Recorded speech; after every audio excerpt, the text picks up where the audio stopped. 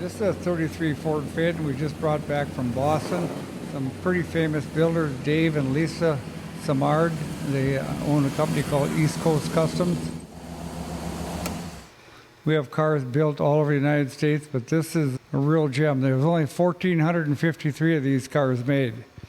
And a lot of unique things, unusual fog lights here. These are reproduction of the original headlights with the Ford script on them.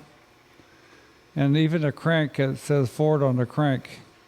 It's the original Ford crank from 1933. And it has a Chevy 283 engine in it. It was a brand new crate engine that Dave found. Actually, it's in a wooden crate yet. It has suicide doors on the front and regular doors on the back that open that way. This one didn't have windows. It had side curtains. They went in these brackets. And they were plexiglass-like, and they had little snaps that went in these holes to hold them on.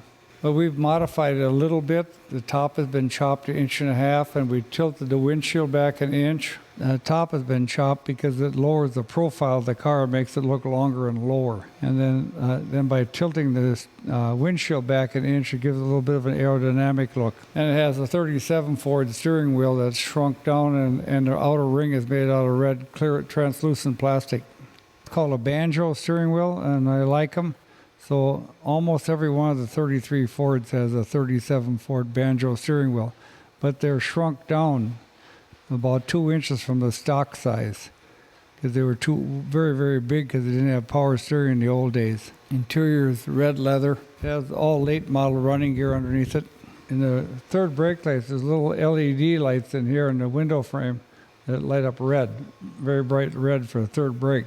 It's called Restro Rod. It's pretty much stock looking, just slight modifications done to it. Just the designation the state of Minnesota gives it, street rod.